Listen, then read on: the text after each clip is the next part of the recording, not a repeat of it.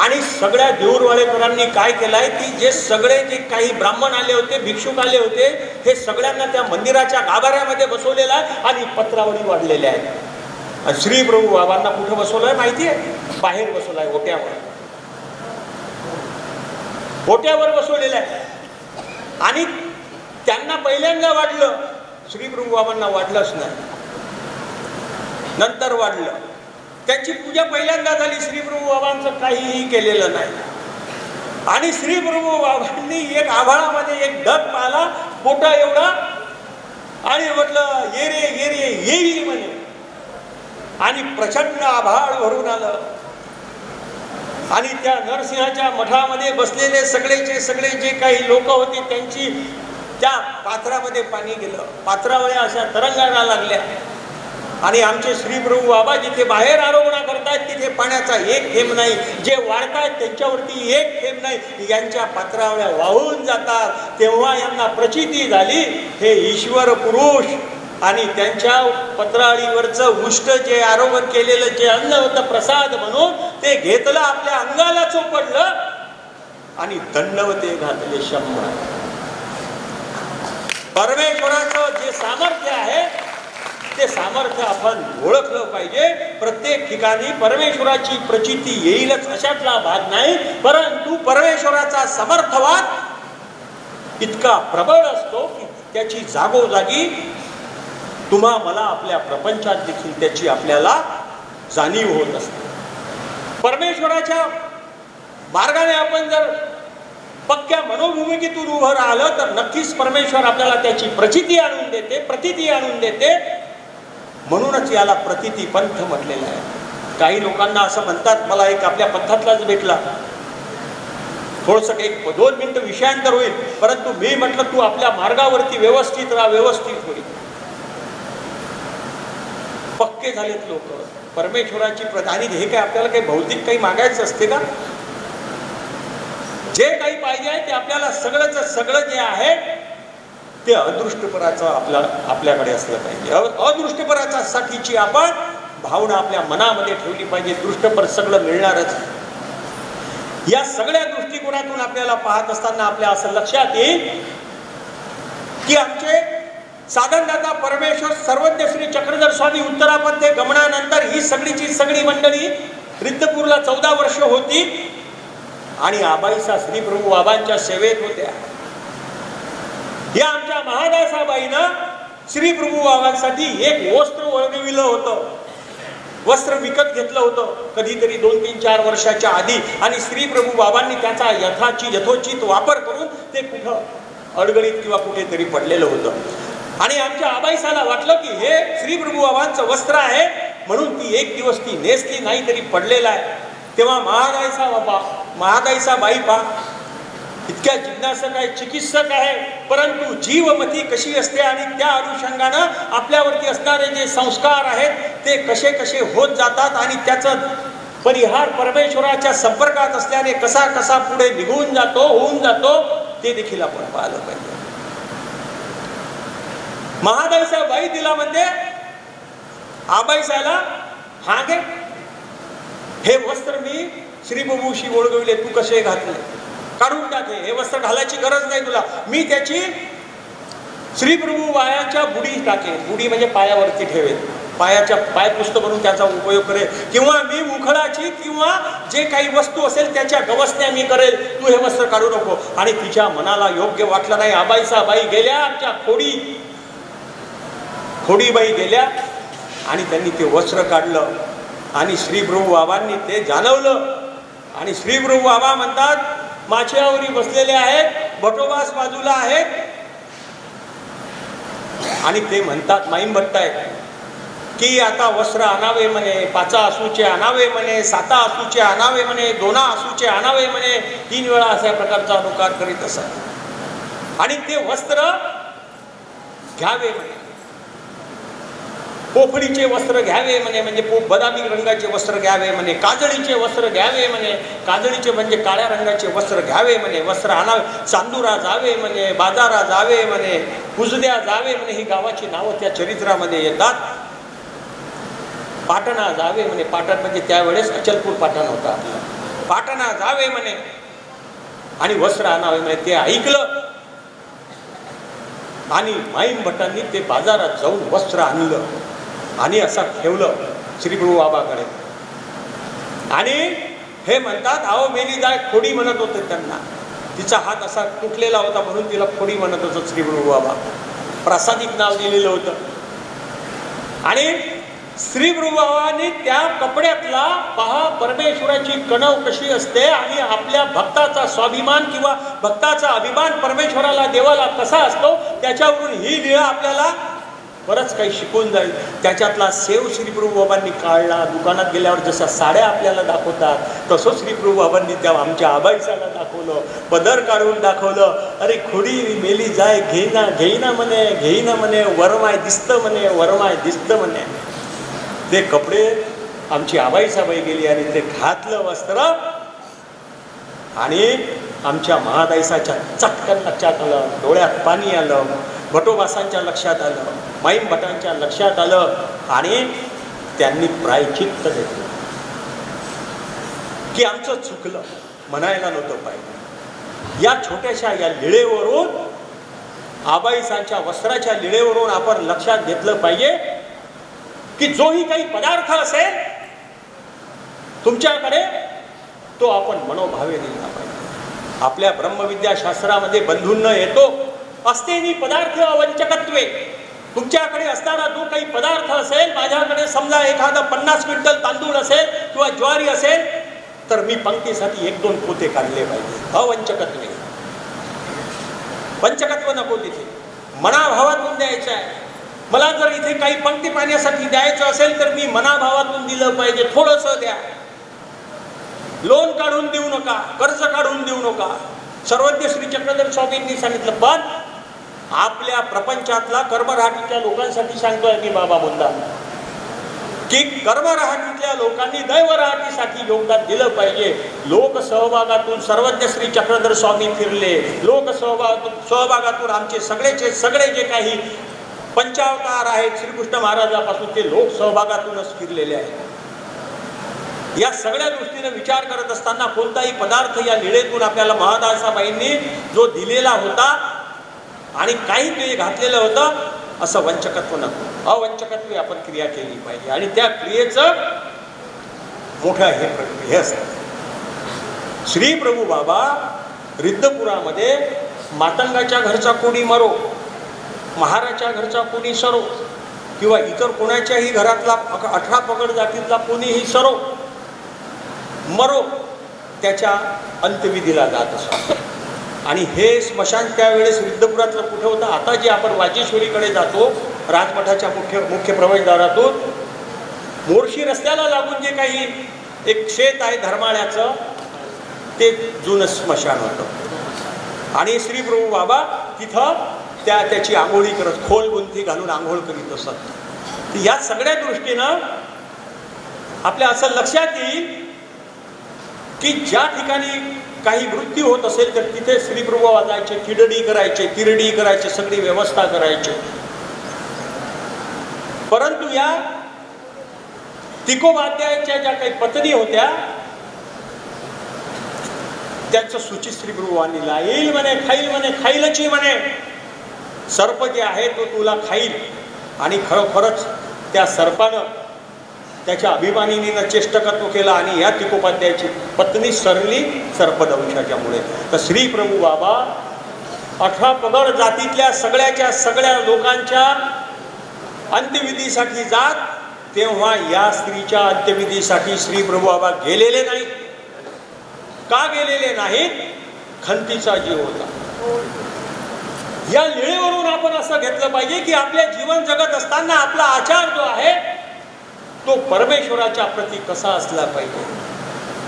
तिने हेतुस्थळकार म्हणतात की तिने सर्पाची हत्या तिच्या याच्यामध्ये केलेली होती आणि तिच्या अभिमानीनं चेष्टकत्व करून या प्रकारचं असं हे सगळं झालेलं होतं, घटित घडलेलं होतं. तेव्हा आपण आपलं जीवन जगत असताना हिंसा पाप पापात नरक मुंगी ही रान न व्हावी इतका असा हा अहिंसावादी पक्ष, अहिंसावादी सूत्र, अहिंसावादी तत्वज्ञान सांगणारे सर्वज्ञ श्री चक्रधर स्वामी आणि 2 गावातला झगडा तोडणारे आमचे श्री प्रभू आज आपल्याला काय शिकवतात. प्रचंड हिंसेचं स्तोम अलीकडच्या काळामध्ये लागलेलं आहे. या सगळ्या लीळा, या सगळं चरित्र जे आहे आपण आपल्या समकाळाला व्यापून आहे आणि या समकाळामध्ये त्याचे संदर्भ आपण शोधले पाहिजे. आपण आपल्या शेजाऱ्याशी बरं वागत नाही, चांगल्या पद्धतीनं वागत नाही. देवाने आपल्याला एकमेकावर प्रेम करायला सांगितलं आणि त्या 2 गावांच्या मध्ये लागणारा झगडा तोडला. आमचे श्री प्रभू बाबा गेले आणि त्या लोकांनी पाहिलं, खेडच्या लोकांनी पाहिलं, तुम्हा आम्हा आता शिष्टाई, राऊळो आले, राऊळ आले. म्हणजे अशा पद्धतीनं श्री प्रभू बाबांनी तो झगडा तोडला. प्रेमानं वागावं एकमेकांशी. आपण जे आहे, तुम्ही अच्युत गोत्री आहात, भांडण करून उपयोग नाही. हे अहिंसेचं तत्वज्ञान श्री प्रभू बाबांनी या लीळेतून मांडलं आणि हे आपण पाहिलं पाहिजे. एवढे मोठे वाराणसीचे न्यायम भारती इथे आले, 500 शिष्य होते त्यांचे, परंतु त्यांना देखील परास्त केल्या गेलं. कारण की ते येण्यास तयार नव्हते. तुमचे श्री प्रभू बाबा बाटाबाट करतात, भ्रष्ट करतात. परंतु केशव नायक गेले. केशव नायकाची विनंती त्यांनी स्वीकारली नाही. खेडवरून ते नंतर आले, निरोप आला की ते आता येत आहे. आणि त्यावेळेस रिद्धपुरातल्या सगळ्या लोकांनी, केशव नायकांनी श्री प्रभू बाबांना उच्चासनावर बसवलं. न्यायमूर्ती त्याच्या खाली होते. पहिली पूजा श्री प्रभू बाबांची, नंतर न्यायमूर्तीची. तुम्ही किती मोठे वाराणसीचे महंत असाल, हे परमेश्वराचं जे काही एक ज्याला सामर्थ्य असतं, एक ती जी काही आभा असते, ती आभा आपण नेहमी लक्षात ठेवली पाहिजे. आणि माईम भटांनी विचारलं, माईम भटांच्या लक्षातच येईना, तेव्हा भटोबास म्हणाले की श्री गुरु बाबांना यांना काहीतरी विचारायचं आहे. आणि श्री प्रभू बाबांनी काही खून केली, ते खून लक्षात आली नाही. आणि मग आमच्या माईम भटोबासांनी सांगितलं की यांना तुम्ही काही विचारा, असं गोसावी यांची इच्छा आहे. तेव्हा ते विचारतात, माईम भट्ट, की जीवनमुक्त वस्तू कैसी. जीवनमुक्त वस्तू कशाला म्हटली पाहिजे, तर सगळेचे सगळे जे काही त्यांच्या कुळातले 500 होते, त्या सगळ्या 500 शिष्यांना, न्याय भारतींना या माईम भट्टांनी खंडन केलं. त्यांच्या मताचं परास्त झाले, हारले. आणि माईम भट्टांनी सांगितलं की जीवनमुक्त वस्तू ते ऐसी असे. श्री प्रभू बाबांच्याकडे बोट दाखवून म्हटले. न्याय भारती सकट सगळ्यांनी त्यांना दंडवत केले. हा खरी गोष्ट आहे, जीवनमुक्त वस्तू ती ऐसी असे. ज्ञान नावाची, परमेश्वर नावाची ही जी काही वस्तू आहे, त्याचं तेजोवलय, त्याची आभा, त्याचा प्रभाव आपल्या जीवनावरती उमटला पाहिजे. जो या न्याय भारतीच्या मनावरती उमटला, त्यांच्या शिष्यावरती उमटला, ते अन्य होतं, वैदिक पंथाचे होते. या सगळ्या दृष्टीनं विचार करत असताना या छोट्या छोट्या लीळेतून आपल्याला काही मोठा एक संदेश मिळत असतो. आणि यातून आपल्याला हे असं दिसून येतं की खंतीचे जीव असतात, त्यांचं परमेश्वर स्वीकारत नाही. म्हणून अवच्चकत्व आपण क्रिया केल्या पाहिजेत. एकाईसा नावाची जी भक्त होती, ती स्वामींच्याही सन्निधानात होती आणि श्री प्रभूंच्याही सन्निधानात होती. आणि या एकाईसाचा आणि भटोबासांचं भांडण झालेलं आहे. कशासाठी भांडण झालेलं आहे की भटोबासांनी काहीतरी द्रव्य तिच्याकडून हुसनं घेतलेलं आहे आणि भटोबास ते वेळेत देऊ शकलेले नाहीत. तेव्हा कडाक्याचं भांडण झालं आणि या एकाईसानं भटोबासांना शिव्या दिलेल्या आहेत. तशा शिव्या लखुबाईसांनी दिलेल्या आहेत. आणि तेव्हा आमच्या स्वामींनी सांगितलं की तुम्ही प्रिय वक्ते यावं. या एकाईसानं सांगितलं की मला आत्ताच्या आत्ताच पाहिजे पैसे. स्वामीकडेही नव्हते पैसे. आणि स्वामी म्हणाले तुम्ही जा भटो, सावखेड्याला जा, खडकाळीजवळ आपला त्या स्थानाजवळ, आणि यल्लम भट्टाकडून घेऊन ये. यल्लम भट्टा जे चरित्रातले जे काही ही पात्र येतात, ही जी काही लोक येतात, ही लोक आपण शोधली पाहिजे. आपल्या जीवनात त्यांची शोधणी करून माझ्या अंगी काही येतं का हे देखील पाहिलं.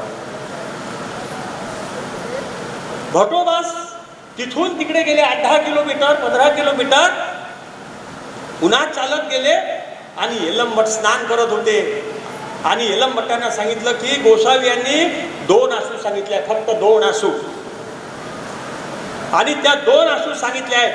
तर यलम भट्टांनी कमरेची, जुन्या लोकांना कमरेला चाव्या राहायच्या, यलम भट्टांनी कमरेची चावी काढली आणि त्यात तिथूनच फेकली, त्या नाणी घरातूनच फेकली भटोबासांकडे. आणि भटोबासांना म्हणतात तुम्हाला पाहिजे तेवढे आसू तिजोरीतून काढून देऊन द्या. पहा यलम भट्ट, पहा यलम भट्टाचा भाव पहा, आणि त्याची तुलना आपण कधी कधी आपल्या खिशाला लावत चला, आपणही आपल्याला लावली पाहिजे. आणि ते 2 आसू घेऊन आले, थकून भागून आले, आणि स्वामी चक्रा मारतायत. ती तिथं एकाईसा बसलेली आहे, आणि स्वामी मोठ्या काकुळतीने म्हणतात, परमेश्वर दस्तखुद्द काकुळतीने म्हणतात, वानरेश आले, वानरेश भुकेले, वानरेश भुकेले.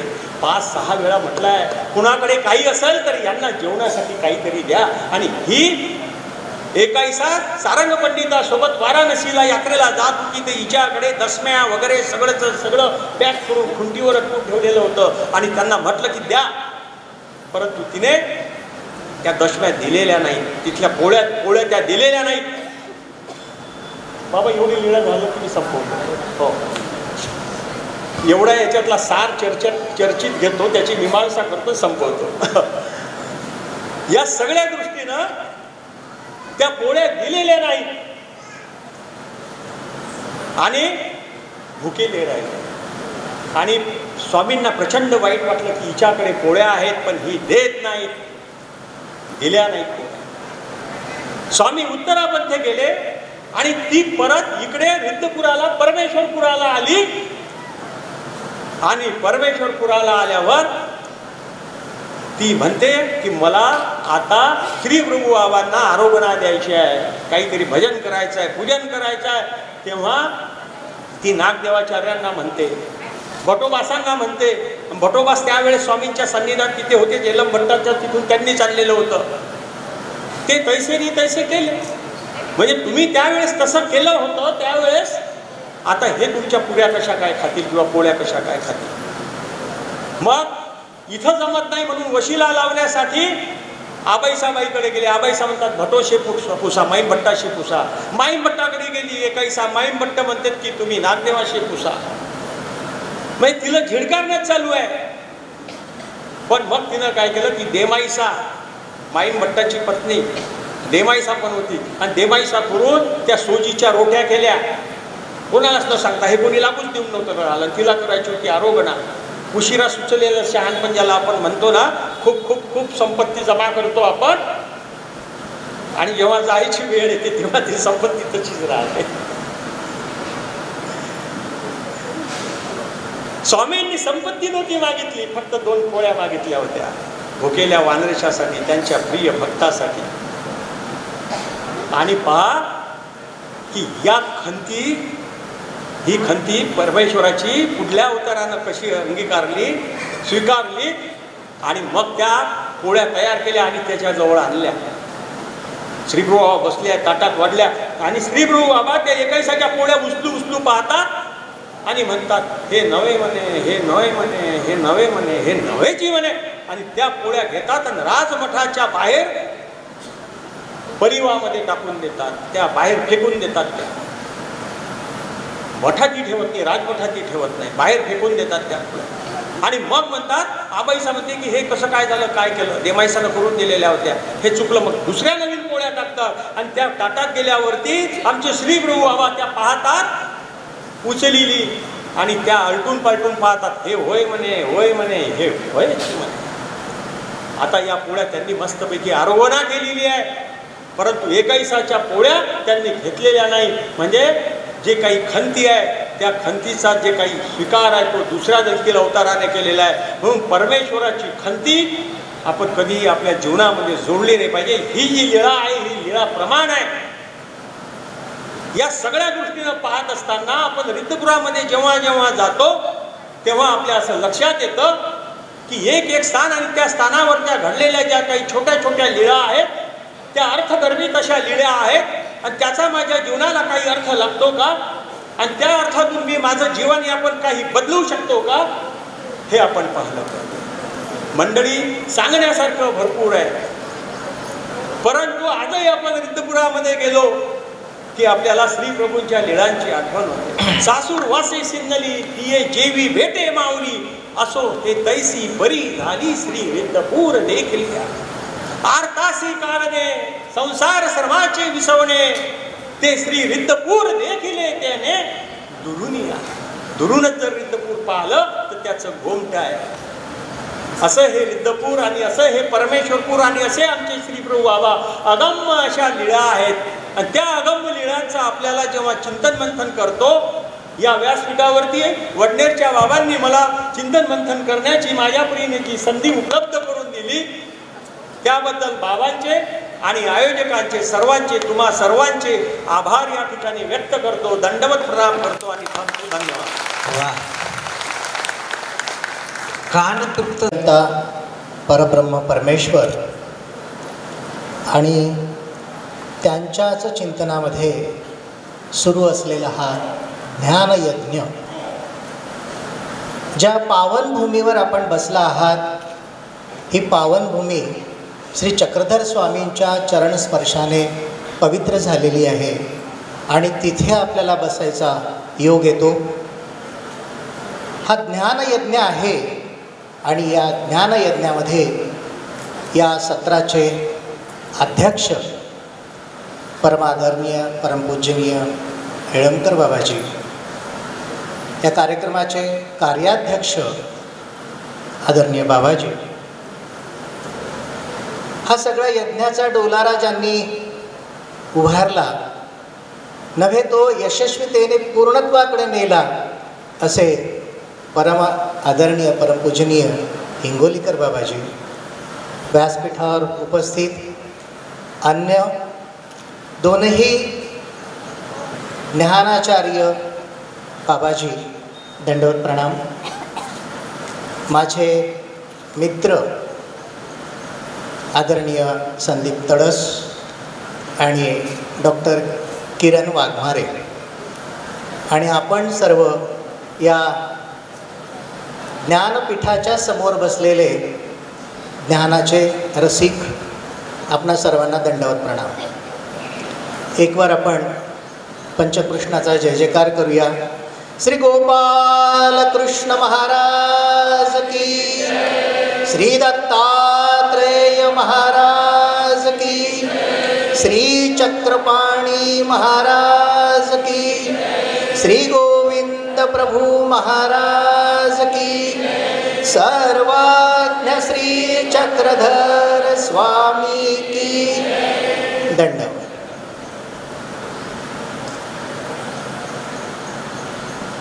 गेल्या 3 दिवसामध्ये 3 अवतारांबद्दल आचार आणि विचार यावरचं चिंतन या ठिकाणी झालं आहे. आज सकाळच्या सत्रामध्ये सुद्धा श्री प्रभू बाबांच्या विचारांवर आणि नुकतंच आचारांवर फार मोठं चिंतन या दोन्ही विद्वत रत्नांनी मांडलं आहे. आणि पुढचं आदेश बाबांनी मला दिला की तुम्हाला बोलायचं आहे. खरं म्हणजे ही सगळी माणसं बोललीत ना, ह्या हरिलीला होत्या आणि मी बोलणार आहे त्या हरिलीला आहेत. बाबांना कळलं ते मी थोडंसं मुद्दाम सांगेन की हरी ह्रस्व केला तर ईश्वरी लीळा असतात आणि दीर्घ केला की माकड लीला असतात, माकड चेष्टा असतात. हे छान बोललेत, मला इतकं छान बोलता येणार नाही, पण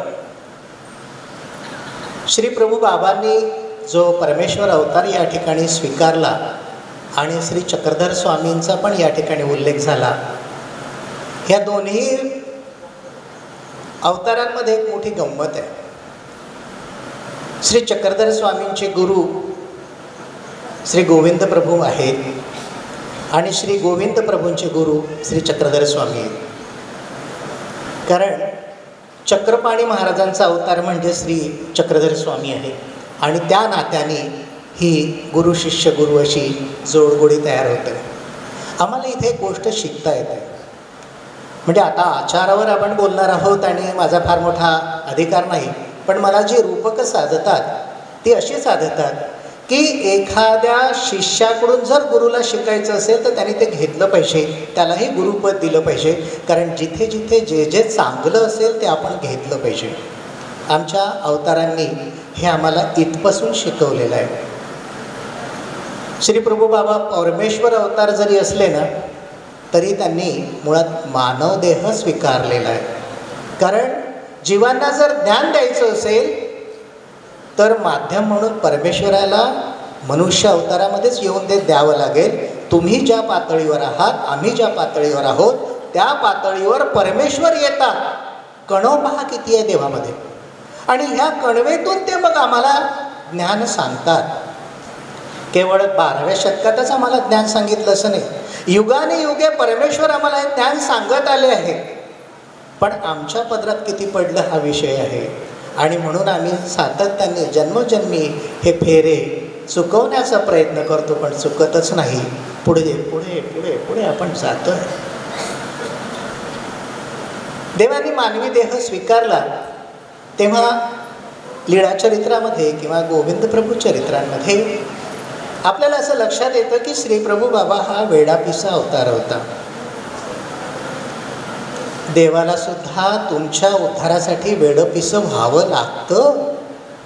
आमचे सर्वज्ञ श्री चक्रधर स्वामी सांगतात की एथ जीवा ते चिंतिती. परमेश्वर जीवाचं चिंतन करतात, जीवासाठी वेडपिसे होतात, तरीही ज्ञान सांगत फिरतात. तत्कालीन समाज व्यवस्था जर पाहिली तर सगळ्यांचीच पात्रता ज्ञान समजून घेण्याची नव्हती. म्हणून आमच्या श्री प्रभू बाबांनी त्यांच्या कृतीतून, त्यांच्या उक्तीतून आम्हाला हे आदर्श पाठ दिलेले आहेत. आणि म्हणून त्यांच्या कृतीतला, त्यांच्या त्या लीळेला आम्ही आदर्श मानला पाहिजे.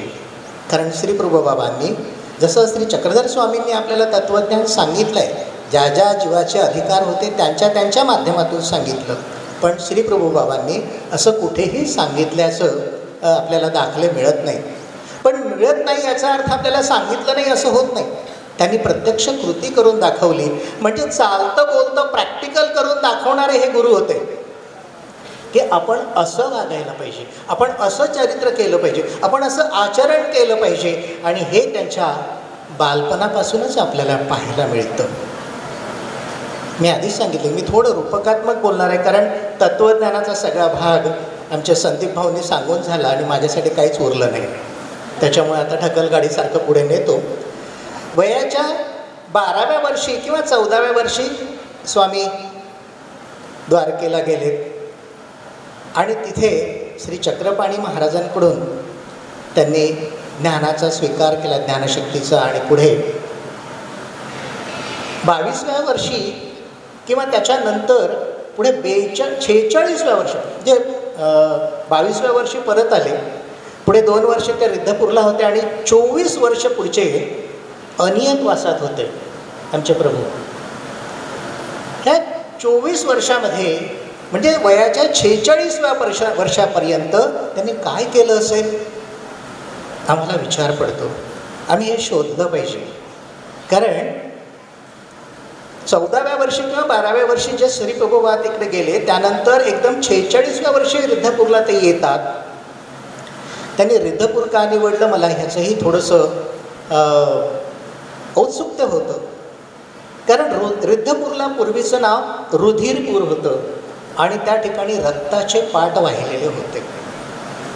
अशी ती भूमी, अशा भूमीमध्ये रिद्धिसिद्धीसुद्धा होत्या. देवतांचं पण वर्चस्व खूप मोठं होतं. अनेक देवतांची मंदिरं त्या ठिकाणी होती, सोमनाथाची मंदिरं त्या ठिकाणी होती. पण याच ठिकाणी परमेश्वराने त्याला परमेश्वरपूर हे नाव दिलं. वृद्धिपूर जे म्हणतो आपण पंथामध्ये, आपण त्याला परमेश्वरपूर म्हणतो. आणि परमेश्वराने त्या ठिकाणी राहून तिथले जे कणवेचे जीव होते आधी त्यांचा उद्धार करायला सुरुवात केली. काय केलं आमच्या स्वामींनी? रोज फाईल घेऊन बसायचे. सकाळी असेल, दुपारी असेल, संध्याकाळी असेल, त्यांच्या काळानुसार. आणि दररोज 60 जीवांना त्यांनी मोक्ष दिला. आम्ही म्हणतो 60 जीवांची मूळ अविद्या निशिदिनी तू छेदुनिया. हे 60 जीवांची, हे 60 जीव कणवेचे होते. असे अनेक जीव स्वामींनी तेव्हापासून पूर्ण त्यांच्या हयातीमध्ये जेपर्यंत ते इथे रिद्धपूरला होते ते उद्धरण्याचं काम केलं. हे उद्धरण आणि हे पावन काम ज्या भूमीत झालं ती भूमी पावन. आणि जिथे आपण बसले आहात, जसा एक उल्लेख श्री प्रभुबाबांचा या ठिकाणी झाला की श्री प्रभुबाबांनी 2 गावांमधलं वैमनस्य मध्ये उभे राहून संपवलं. आमच्या श्री चक्रधर स्वामींनी याच गावामध्ये 2 सर्पांचं युद्ध संपवलं आणि 2 बाजूला केलेत. ही ती पावन भूमी आहे. म्हणजे माणूस आहे की प्राणी आहे की आणखी कोण आहे हा भाग नाही, वैमनस्यच नको. तुम्हा परस्परे परमप्रीती होवावी. ही परमप्रीती आम्ही एकमेकांशी जोडली पाहिजे. महानुभाव पंथामध्ये नेमकं हेच होतं. आणि म्हणून जो जो भेटतो त्याला आपण दंडवत प्रणाम करतो, वाकून दंडवत करतो. इतरांमध्ये नमस्कार केला जातो, तो उभ्या उभ्या असतो, उद्धटसारखा असतो. पण आमच्या पंथामध्ये मात्र वाकलं जातं. दंडाप्रमाणे विनम्र आम्ही किती आहोत हे दर्शवलं जातं. आम्ही परमेश्वराजवळ सुद्धा तसेच दंडवत घालतो. आमच्यामध्ये ही नम्रता आहे आणि ही नम्रता सातत्याने वृद्धिंगत झाली पाहिजे. यासाठीच परमेश्वर जागोजागी फिरले. आमचे श्री चक्रधर स्वामी संबंध महाराष्ट्रभर फिरले, महाराष्ट्र भ्रमण केलं. आणि महाराष्ट्र म्हणजे काय? आत्ताचा महाराष्ट्र नाही, महंत राष्ट्र म्हणूनही महाराष्ट्र. जिथे जिथे महंत होते, जिथे जीव कणवेचे होते तिथपर्यंत गेले. आंध्रामध्ये पण गेले आमचे स्वामी, तेलंगणामध्ये आमचे स्वामी गेले, कर्नाटकाकडे तिकडे विजापूरपर्यंत आमचे स्वामी गेलेले. आम्हाला सगळे स्थानं तिथले माहिती नाही, असो तो भाग आजचा नाही. पण या अवतारांनी आम्हाला हे शिकवलं आहे. एक उल्लेख या ठिकाणी झाला जातीभेदाचा. खरं आहे आमच्या स्वामींनी जातीभेद टाळण्याचा पुरेपूर प्रयत्न केला आहे. पण ह्या जातीभेद टाळण्याच्या आधी त्यांनी स्वतःची पण ओळख दिलेली आहे. खरं तर आमचे विका राजवाडे असतील, विल भावे असतील, यांनी चक्रधर स्वामींची जात ठरवण्याचा प्रयत्न केला. आणि महाराष्ट्र सारस्वतमध्ये लिहिलं आहे चक्रधर हा ब्राह्मण होता. आणि त्याच्या भाषेत एकरी भाषेत लिहिलं. ठीक आहे, परमेश्वराला कुठली जात आली आहे हो? आणि म्हणून आमचे श्री प्रभू बाबाही तेच सांगतात, नाहम मनुष्यो न च देव यक्षो न ब्राह्मण क्षत्रिय वैश्य शूद्रा. मी कोणा ब्राह्मणाचा नाही, मी कुणा क्षत्रियाचा नाही, मी कुणा वैश्याचा नाही, मी कुणा शूद्राचा नाही, मी समस्त मानव जातीचा आहे. जिथे जिथे मानव आहेत त्यांचा उद्धार करायसाठी मी आलो आहे. परमेश्वर असा जातीभेदाच्या पुढे जर आहे तर आम्हाला आमच्यातल्या जाती संपवल्या पाहिजे. आमच्या संदीपदादांनी एक खंत व्यक्त करून दाखवली. आम्ही फक्त बोलतो, आज आम्ही एकत्र बसलो आहे, खानपान आमचं सुरू आहे, पण 100% आमच्या डोक्यातली जात नाही. कारण जी जात नाही तीच जात असते, जी कधीच जात नाही, जी मेल्यावरही जात नाही ती जात. आणि असं जरी असलं तरी जातीच्या पलीकडे जाऊन एक निखळ मानवीय सत्व असतं, ज्याला आमच्या गुरूंनी म्हणजे डॉक्टर सुभाष सावरकरांनी जननिष्ठता असा शब्द वापरला आहे. जननिष्ठ, ज्याची निष्ठा जनांवर आहे, जनांप्रती आहे, असं आपण होऊन राहिलं पाहिजे. आपण कुठल्याही जातीचा धर्माचा तिरस्कारही सुद्धा करू नये. आमचे स्वामी म्हणतात वैर्याचा देव झाला म्हणून काय दगड हाणून फोडावा. आम्हाला अशी परमप्रीती त्या ठिकाणी निर्माण झाली पाहिजे. आणि म्हणून आम्ही जातीभेदाच्या पलीकडे गेलं पाहिजे. दुसरा भाग मला आणखी नेहमी असा वाटतो की श्री प्रभुबाबांनी असं का अवतार धारण केला असेल वेडापिसा, तर प्रत्यक्षात जीव हा अज्ञानाचा पुतळा आहे. तुम्हा आम्हा सगळ्यांच्या ठिकाणी अज्ञान आहे. आपल्यापेक्षा हे लुंगीधारक म्हणून जो ज्यांचा उल्लेख झाला होता ना, हे कितीतरी पट पुढे आहेत. आपण पॅन्टीवाले पुष्कळ मागे आहोत. पण सगळे जीव शेवटी अज्ञानाकडेच आहेत. ह्यांचा उद्धार करण्यासाठी परमेश्वराला यायचं होतं. आणि हा प्रत्यक्ष उद्धार जर करायचा असेल तर भौतिक गोष्टीच्या माध्यमातूनच तो आपल्याला सांगावा लागतो. आणि म्हणून पारलौकिक पातळीवरील परमेश्वराचं स्वरूप त्यांनी ते बदलवलं आणि सामान्यांपेक्षा वेगळं स्वरूप धारण केलं आणि मग तत्त्वज्ञान सांगितलं. म्हणून स्वामींचं व्यक्तिमत्व संपूर्ण ऋद्धिपुरामध्ये त्या काळामध्ये सुद्धा उठून दिसणारं होतं. प्रत्येकाला त्याचं आकर्षण वाटायचं. आमचे स्वामी जेव्हा गुजरात भडोजवरून जेव्हा रुद्रपूरला आले तेव्हा लांबून पाहिल्यानंतर बट्टिकालाही म्हणतात की दंडवत घाला. ते परमेश्वरपूर आमच्या स्वामींनी निवडलेलं आहे. आणि स्वामी जसं मी आत्ता म्हटलं की सांगत फिरत नाही तर ते प्रॅक्टिकल स्वरूपामध्ये आपल्याला दाखवतात. सनातन धर्माची जी मूलतत्व होती जी भगवद्गीतेमध्ये सुद्धा सांगितलेली आहेत त्यामध्ये ब्रह्मचर्य आहे, दया आहे, शांती आहे, सत्य आहे, क्षमा आहे, अहिंसा आहे, शम आहे, दम आहे, तप आहे. या सगळ्यांचा स्वामींनी अंगीकार केलेला आहे.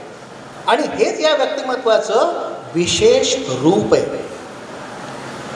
वयाच्या 16व्या वर्षापर्यंत श्रीप्रभू बाबांना कमळराण्यांकडे संन्यास झाला आणि पुढे ते गेले हे मी तुम्हाला सांगितलंच आहे. पण आमच्या स्वामींनी एक उल्लेख झाला तिथे की तेल्याच्या घरी ती भाकरी खाणार होते आणि तेलीन म्हणाली की श्रीप्रभू बाबा ही तेलाची भाकर आहे. आमचे स्वामी म्हणतात, श्रीप्रभू बाबा म्हणतात, अहो मेली जाय म्हणे, हे लाखाची भाकर होय म्हणे. अहो लाखाची भाकर म्हणजे लाख मोलाची भाकर आहे. भाकरीला जात नसते, भाकरीला फक्त एकच कळतं, भूक. जी माणसाच्या ठिकाणी असते, जी क्षुधा निवारण करण्याची असते, अन्नाचं काम ते आहे. आपण जाती जातीमध्ये ते विभागता कामा नये.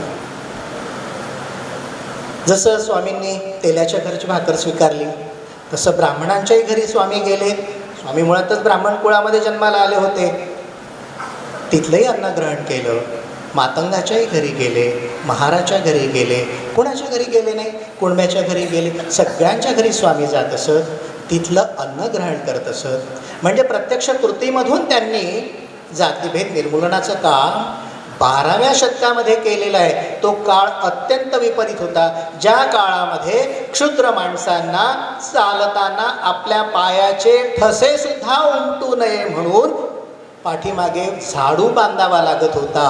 म्हणजे जी मातीवर पावलं उमटायची ती मोडली जातील असा तो काळ होता. त्या काळामध्ये इतक्या विपरीत परिस्थितीमध्ये स्वामींनी आम्हाला जातीभेदाचा हा विचार दिला आहे.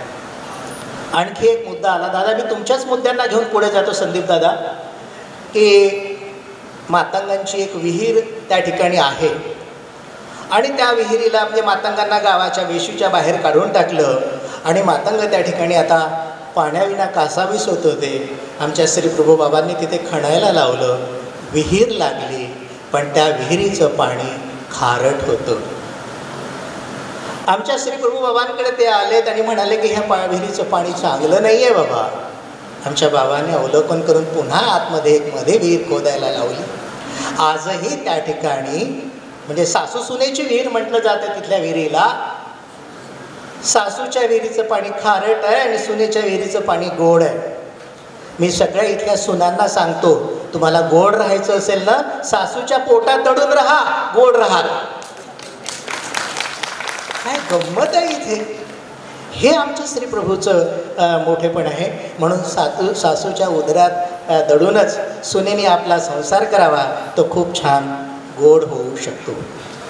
आमच्या स्वामींनी कित्येक व्याधी दूर केल्यात, रोग दूर केले, दुःख दूर केले, मुक्याला वाचा दिली, पांगळ्यांना पाय दिले, अंधांना डोळे दिले.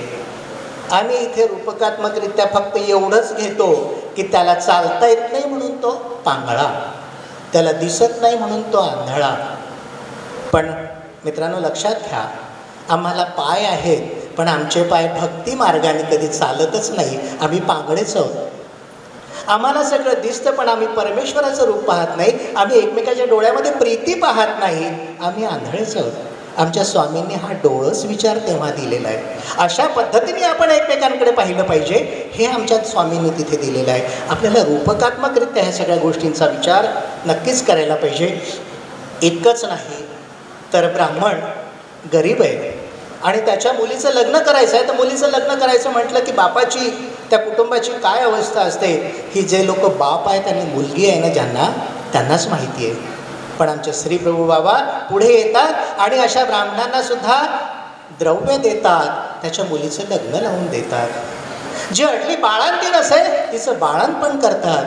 जिला भाऊ नाही, मायबाप नाही, तिचे मायबाप होतात, तिचं संगोपन करतात, तिच्या सगळ्या हट्ट पूर्ण करतात, तिच्या इच्छा पूर्ण करतात, असे आमचे राऊळ बाबा आहेत. आपल्याला चरित्रामध्ये ह्या सगळ्या गोष्टी आहे. मी त्या चरित्राकडे पुन्हा जात नाही, कारण मला जाणीव आहे की वेळेचं बंधन आहे. कार्यक्रम थोडा उशिरा झाला, मग उशीर होता होता, पण कुणाला तरी वेळ सांभाळायची आहे, म्हणून मी त्या अनुषंगानेच या सगळ्या गोष्टी घेईन. एक भाग आणखी महत्त्वाचा आहे. श्री प्रभू बाबा परमेश्वराचा अवतार आहे, पण वेदाध्ययन करणे म्हणजे अभ्यास करायला पाहिजे. परमेश्वराला अभ्यास करण्याची गरज होती का? निश्चितच नव्हती. पण श्री प्रभू बाबांनी बालपणामध्ये वेदाध्ययन केलेलं आहे, जे इतरांना वर्षभरात होणार म्हणजे ज्ञात होणार नाही, पाठ होणार नाही, ते श्री प्रभू बाबांनी एका महिन्यात करून दाखवलं. जिथे गुरु चुकले तिथे गुरूंना योग्य उच्चारासह वेदातल्या ऋचा म्हणूनही दाखवल्यात. भीती नाही ठेवली त्यांनी.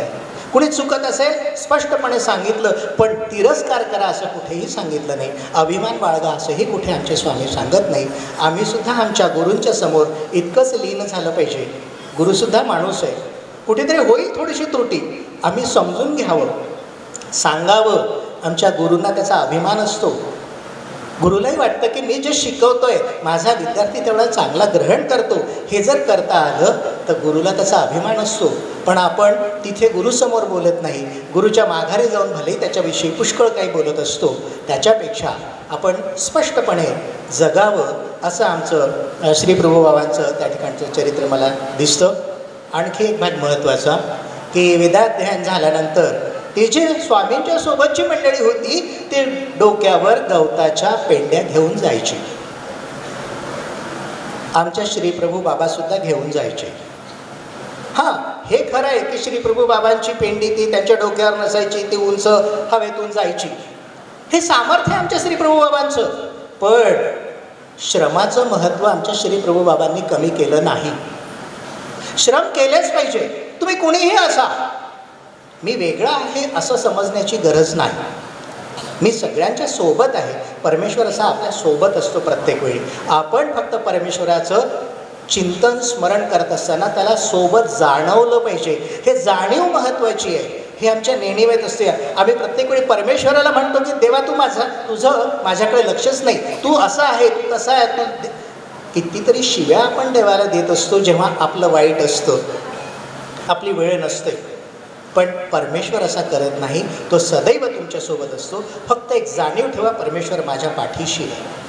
चालताना तुम्हाला भीती वाटत असेल, परमेश्वराचं नाम घ्या. तुमच्या चालण्यासोबत पुन्हा तुम्हाला आवाज येईल. खरं तर तो तुमच्या पायाच्या चपलांचाच असतो, पण त्याच्यासोबत आपले परमेश्वर असतात. ते आपल्या पाठीशी असतात. आपल्याला कुठलीही बाधा होऊ शकत नाही जर परमेश्वराचं चिंतन आपल्यासोबत असेल तर. एक खूप विचित्र सध्या परिस्थिती आपल्या समाजामध्ये आहे की वेषांतर करून अनेक लोक जगतात बाबा. म्हणजे परमेश्वराने पुरुष देह दिला तर पुरुषासारखे वागत नाहीत, स्त्री देह दिला तर स्त्रीसारखे वागत नाहीत. हे आजच नाही, हे त्याही काळामध्ये होतं. ह्याची एक लीळा आहे ती सांगतो, कारण ती आली नाही आपल्या इकडे आत्ता. स्त्री वेखे महात्मा विपलाणे असं त्या लीळेचं नाव आहे. 399 क्रमांकाची ती लीळा आहे. एके दिवशी एक अन्य संन्यासी स्त्री वेश धारण करून व स्त्री शृंगार म्हणजे कानातले, तोरड्या, गळ्यातलं, कपाळभर कुंकू, डोक्यामध्ये शेंदूर वगैरे घातलेला. श्री प्रभू बाबा काय म्हणतात त्याला पाहिल्याबरोबर, आओ मेली जाय म्हणे, बोडी का आहे म्हणे. आओ मेली जाय, पंचकवडी आहे म्हणे. पंचकवडी म्हणजे दरिद्री. आओ मेली जाय, मोसारी आहे म्हणे. आओ मेली जाय, बोडी का नाही म्हणे, पंचकवडी आहे म्हणे. मेला फेडी म्हणे. काढून टाक ते वस्त्र. अरे पुरुष आहे, पुरुषासारखा जग ना, पुरुषार्थ तुझा कायम ठेव ना. आमचे स्वामी त्याला त्याची जागा दाखवतात. आणि जेव्हा हे सांगितल्यानंतर माहिंबट त्या वेषांतर करून आलेल्या विदूषकाला बाहेर काढतात. काही वेळाने तो मूळ स्वरूपामध्ये येतो, त्याचा पुरुषाचा गणवेश घालून येतात. तेव्हा स्वामी म्हणतात, अय्या आता माझा आहेस म्हणे. हा माझा आहे. तुम्ही जे आहात ना तसेच्या तसे परमेश्वराकडे जा. उगच अवडंबर करून लिपापोती करून जाऊ नका. ज्या वेशात जसे आहात तसे स्वामींचे व्हा. स्वामी तुमचेच होतात. केवळ पुरुषांपुरतंच असं झालं असं नाही बरं, स्त्रिया पण अशाच होत्यात. अशीच एक स्त्री, म्हणजे 3 बहिणी होत्या, कमळ, भैरव, नागाराऊळ आणि मुंजिया. तर यामधली ही मुंजिया जी होती ना, ही पुरुषाचा ड्रेस घालून गेली, गणवेश घालून गेली. आणि ती गेल्यानंतर पुन्हा श्री प्रभू बाबा तिलाही म्हणतात, आओ मेली जाय बोडीकारी बोडीकारी होय म्हणे, आओ मेली जाय फेडी फेडी म्हणे, पंचकवडी पंचकवडी होय म्हणे, आओ मेली जाय फेडी फेडी म्हणे. म्हणून तिच्या मागेच लागले आमचे प्रभू बाबा. ती पळत पुढे गेली. काही वेळानंतर परत आली, तेव्हा स्त्रीचा वेश घालून आली आणि स्वामी परत तिला तेच म्हणतात, मेली जाय आता होय म्हणे. ते गोसावी मानिले, आता जाय होय म्हणे. म्हणजे हे खरं रूप आहे. आम्ही प्रत्येका वेळी असंच करत असतो. आम्ही कुणाला तरी फसवत असतो, पण फसवत आम्ही इतरांना नसतो, आम्ही स्वतःला फसवत असतो. आमच्या मूळ रूपामध्ये आम्ही परमेश्वराकडे गेलं पाहिजे, परमेश्वराचं चिंतन केलं पाहिजे, परमेश्वराला शरण गेलं पाहिजे, तरच आमचा धर्म पुढे जाऊ शकतो. आणि हा आचार श्री प्रभुबाबांनी आमच्या डोळ्यासमोर दिला आहे. जो श्री चक्रधर स्वामींनी समभाव आमच्यासमोर उभा केला, तो श्री प्रभुबाबांनी दिलेला आहे. श्री प्रभुबाबा जरी बोलत नसतील तरी आचरणातून तो प्रत्येक ठिकाणी येतो. आणि म्हणूनच श्री प्रभुबाबांचा आचार जर समजून घ्यायचा असेल तर त्यांची प्रत्येक लीळा आम्ही हृदयात बंद केली पाहिजे. श्री प्रभुबाबांना बंद करण्याचा प्रयत्न झाला. थोड्या वेळापूर्वीच ती लीळा सांगितल्या गेली की खोलीचं दार बंद केलं गेलं, कुठून रस्ते नव्हते आणि स्वामी पुन्हा बाहेर आले. अहो, हृदयाचा बंदीखाना करून पहा आणि मग स्वामींना म्हणा बाहेर पडा. स्वामी बाहेर नाही पडत, पण हृदयाचा बंदीखाना आपल्याला करता आला पाहिजे. ह्या 4 भिंतीमध्ये आमचे स्वामी बंदिस्त होऊ शकत नाही. या अंधाराला, या प्रकाशाला स्वामींची गरज नाही. स्वामी स्वयंप्रकाशी आहे. तेव्हा आमचा भाव हा महत्त्वाचा ठरतो. आणि आपण सर्व महानुभाव या ठिकाणी जे आहात ते अत्यंत चिंतक आहात. माझ्यासारख्या मशकानी मच्छरांनी आपणासारख्यांसमोर बोलावं एवढा मी मोठा नाही, तरीही परमादरणीय हिंगोलीकर बाबांचं माझ्यावर खूप प्रेम आहे. त्यांनी मला ही संधी दिली, आदेश दिला तुम्हाला बोलायचं आहे. खरं तर माझी ही योग्यता नाही, तरीही आपण मला ऐकून घेतलं. मी या ठिकाणी आपणा सर्वांचे मनापासून धन्यवाद देतो आणि शब्दांना विराम देतो. दंडवत प्रणाम.